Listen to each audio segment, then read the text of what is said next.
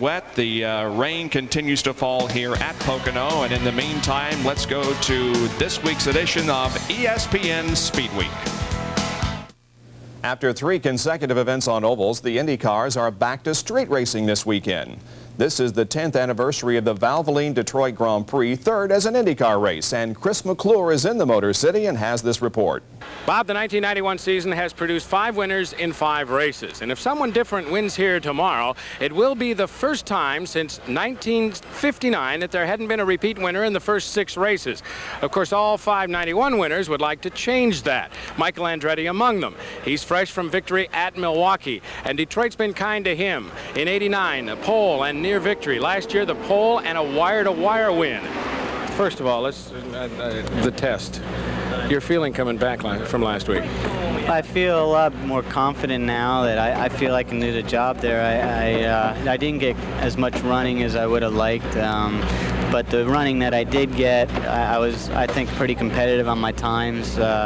You know, we did some overlaying of my laps over Senna's laps from a couple weeks earlier, and there was a lot of areas where I was as fast, or if not faster, and there were some areas where he was quicker, but it was more I needed to learn the car yet in the racetrack, and you know, I felt very confident coming away from that test. About tracks, you've led every lap until you got tangled up 2 years ago, and then last year wire to wire. You got 2 poles here. Is there something about this place that suits Mike? I have no idea, you know, and I'm not complaining. I just want to keep it going if we can, but maybe we're just lucky we got a good setup here that works for my style. I don't know. It's just, I just hope the luck keeps continuing that way. As usual, Chevrolet is the favorite here in Detroit, but Buick interests are on hand. Kenny Bernstein and his King Motorsports team are here with the number 26 car, and Roberto Guerrero driving it. A few eyebrows went up when they wheeled the car out, but Bernstein says it was part of the plan. We have a contract with Buick and Quaker State to run 4 events this year, and Indy being one of them and 3 others. Detroit is the second, Denver, and then Laguna Seca. So that's our plan right now.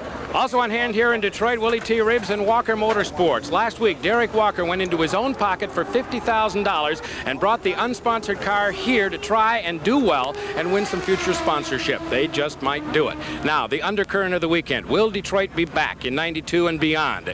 The question is before CART, the City of Detroit, and Detroit Renaissance Grand Prix. They all agree they'd like to have the race, but where will it be? Can they guarantee the downtown site? Would they go to Belle Isle or someplace else? What would the sanctioning fee be? A lot of questions yet to be answered before they can make a contract, and they want to do that within the next 3 weeks so they can announce the '92 schedule. And right now it's on the fence in regard to the Motor City.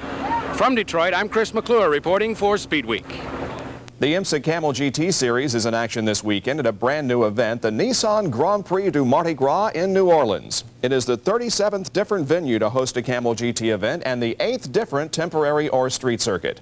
Marty Reed is standing by with a report. Bob, the IMSA Race Series has come to the city of Cajun food, drinks as strong as their names, hurricanes, and of course, the sounds of jazz everywhere. This is Bourbon Street, but the real story here in New Orleans has been the rain. Even though the sun is shining now, over a foot of rain has fallen this week, and it has set track construction back by 1 full day. And with more rain predicted over the weekend, one wonders if things are going to turn out like they did at IMSA's first street race in Miami back in 1983, where it rained so hard the race was stopped after just 27 laps. When the cars finally do hit the track, all eyes will be on Davy Jones. He's coming off a dominating win at Mid-Ohio. New Orleans is special to him because his bride-to-be is from here, and it's a Nissan-sponsored event. Well, it just seems like the last 3 or 4 years in the IMSA Camel GTP Series, it seems like there's always 5 or 6 events that's fully sponsored by Nissan. And as usual, Nissan has always won in the last couple of years. So it was just kind of a thing that you kind of get on a roll that, you know, there's, what, 5 events sponsored by Nissan this year, and I'd like to see the Bud Light Jaguar team win all 5 of those. The 10-turn circuit itself is 1.3 miles in length, carved through some of the most narrow streets of downtown, which is adjacent to the French Quarter.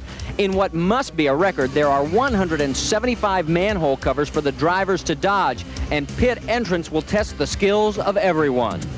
Bob, the only other late breaking news we can tell you is that there will be no Porsches here in the field. Rob Dyson will not be here with either the old or the new car. And another disappointment will be the debut of the Toyotas. It's going to be postponed for at least one more race. So I guess that leaves only one thing left for me to do, right? Joe. Welcome to Pat O'Brien's. This is the world's famous hurricane here. You can get at Pat O'Brien's at any time of the day, from 10 to 4 in the morning. This is a great commercial. We have fun here. This is a great commercial. It's a great drink, but I'll take it easy, Bob, I promise. Thanks, Joe.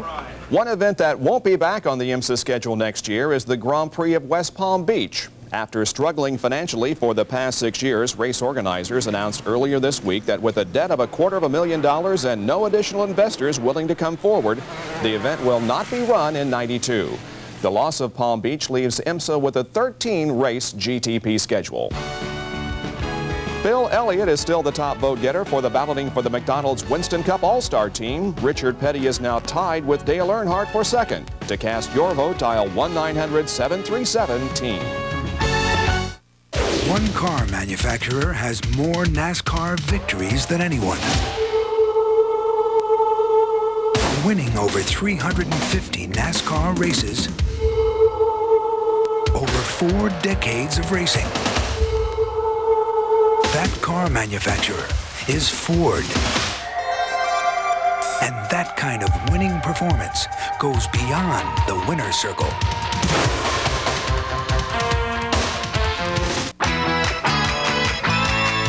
Let's go! Down in front, up for the wave. You're the greatest, you're a home run, babe. Pour it on, keep the drive alive. Give me a bud and a big high five. Yeah, nothing beats our best Budweiser. Nothing beats a bud. So let's toast and cheer with the king of beer. Ice cold Budweiser. Nothing beats a bud.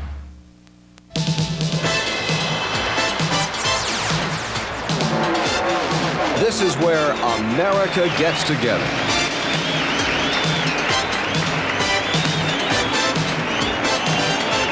Every weekend throughout America, there is great NASCAR racing. I wouldn't be anywhere else.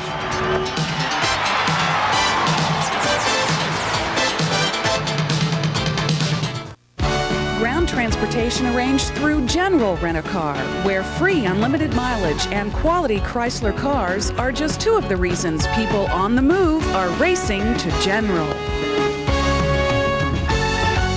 Don Prudhomme is celebrating his 25th year in drag racing. And he's celebrating after last weekend's victory at the Oldsmobile Spring Nationals, which broke a 21-year winless streak in the Top Fuel division. We'll have more on the snake in just a moment, but first a look at the action in the other professional categories. In the Pro Stock Finals, Darrell Alderman, the #1 qualifier, was up against his old nemesis, Warren Johnson. These two had met each other in 4 previous final rounds with the score 2 wins apiece. Alderman's slightly better reaction time allowed him to overcome a slightly faster run by Johnson and increase his points lead. In funny cars, top qualifier Jim White was in his 2nd final round appearance of the year. He won the Arizona Nationals in February. His opponent in the near lane, making it an all-Dodge final in this Oldsmobile-sponsored event, was Mike Dunn.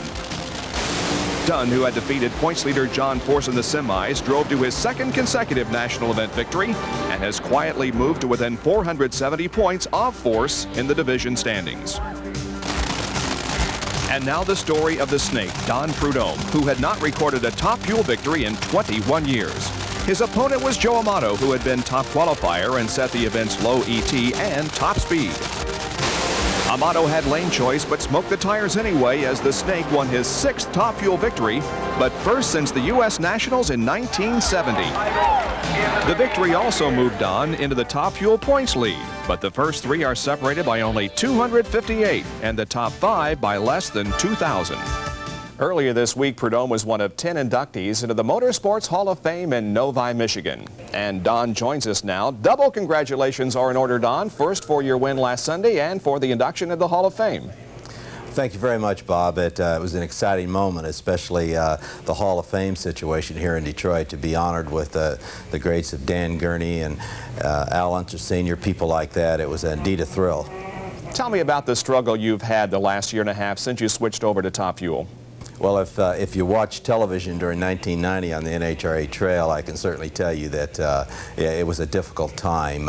It was probably the worst thing I've ever experienced in my 20-some-odd years in automobile racing. But 1991, of course, has been a lot different. We were fortunate to hire a new crew chief by the name of John Medlin, and he took our car from basically number 0 to number 1 as last weekend in Columbus, Ohio, and winning that event. Don, was there ever a time when you thought you'd made a mistake by switching over to Top Fuel? Yeah, quite a bit actually, especially last year when it was going upside down at Montreal, Canada, doing our second flip of the year. I figured I made a huge mistake, but you know, it's something that if you enjoy what you're doing and you love it enough and you have enough determination, both myself and the crew, we knew we could overcome that, and of course things have turned around for us. We mentioned earlier this is your 25th year in drag racing. What motivates you to climb back in the car week after week and year after year? Well, I'd have to think the love of the sport and what I do. I think that motivates me more than anything. And as you know, there's nothing like winning, and to cross that finish line, and especially being the number 1 guy, it's indeed a thrill. And I just haven't ever felt or found anything to replace that thrill and the action that you get out there at the drag strip. You're now leading points in the Top Fuel division. What would it mean to be the first driver to win championships in both Funny Car and Top Fuel? well, without question, it would be the highlight of my career to be able to end up winning the 1991 Winston World Championship. It's something I'm looking forward to. It's something that, in case it doesn't happen, believe me, we'll be there in the following years, just still try and win that championship.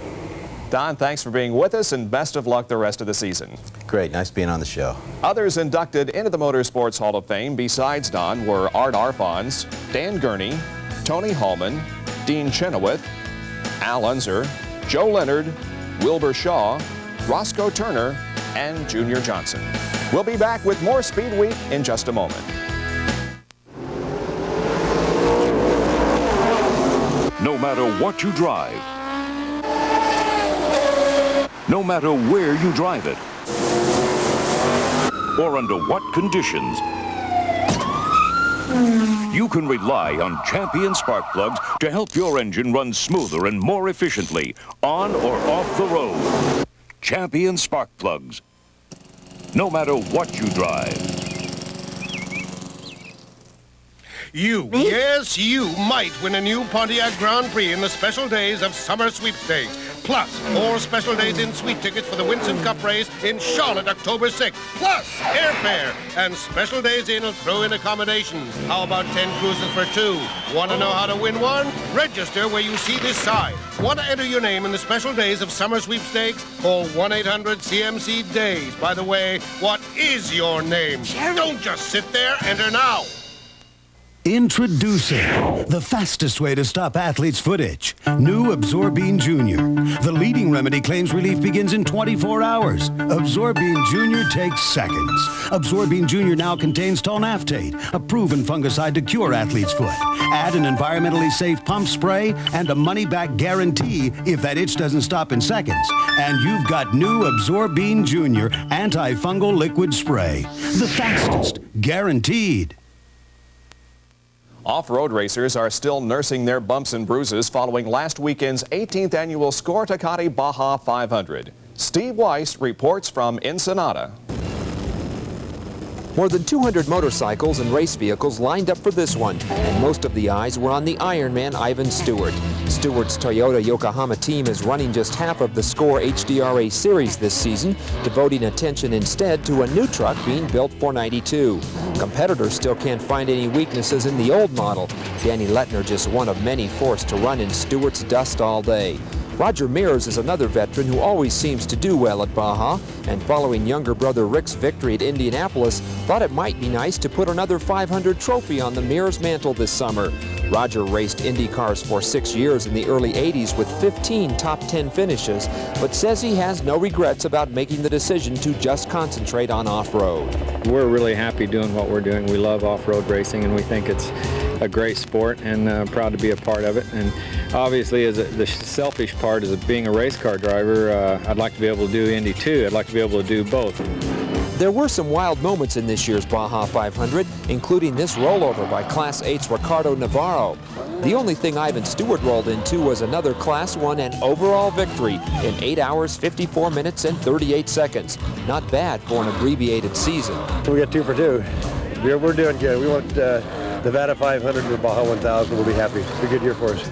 Mears took home the mini pickup title, his second win in a row, but the best battle of the day was in Class 6, where the Ford Explorers of John Swift and Dan Ashcraft were within seconds of each other throughout the race. Both vehicles led at one time, but in the end, Swift won his 3rd Baja 500 in a row. From Baja, Mexico, this is Steve Weiss reporting for Speedweek. 25 years ago, this past Saturday night was a tragic one in the annals of auto racing. A double fatality crash during a sprint car race at Reading, Pennsylvania killed Red Regal and Jud Larson. Donald Davidson has more on one of the best drivers ever to compete in this form of motorsports. Of the literally thousands of drivers who've handled a sprint car on a dirt track over the last 3/4 of a century, absolutely nobody did it quite like the husky, fun-loving Jud Larson. So spectacular was the beloved Jud that even the other drivers used to go down into Turn 1 to watch him qualify. He won 5 USAC championship races, all on dirt, and while he did drive in the Indianapolis 500 twice, in '58 and '59, he didn't particularly enjoy paved tracks. A heart problem in 1959 sidelined him for several years, but by '64, he was back winning races again. And while his forte was still dirt, he started winning sprint features on pavement, although he looked as if he was still on dirt. He even changed slightly in appearance, finally letting his trademark crew cut grow out. On the day before the '66 500, Jud was up at the Winchester Speedway in the blue number 16 and winning again. Sadly, it would be his last. 2 weeks later, in Reading, Pennsylvania, he'd lose his life in a sprint car on the dirt.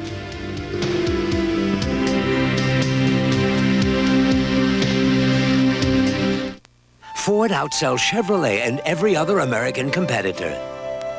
Fact: across the country, Ford outsells Honda, Nissan, and Toyota combined. Fact: every year for the past 4 years, Ford has had the best-selling cars and trucks in America. Call it leadership, call it winning, call it anything you want. The simple fact is, Ford is #1. Have you driven a Ford lately? What you're about to see is a sim. Brushstrokes, runs, streaks. Now consider the new Wagner Power Painter. It has patented controls for precision, a convenient backpack for big jobs. It paints smoothly and evenly over cracks and tough surfaces. Why did we ruin this beauty? So you wouldn't ruin this one. Wagner, not just a whole lot faster, a whole lot better.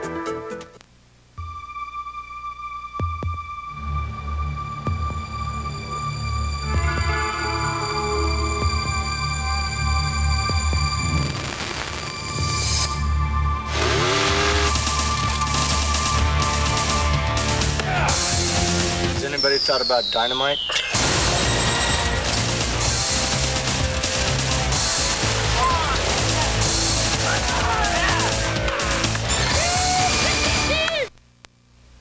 Do you know what open-end mutual funds are?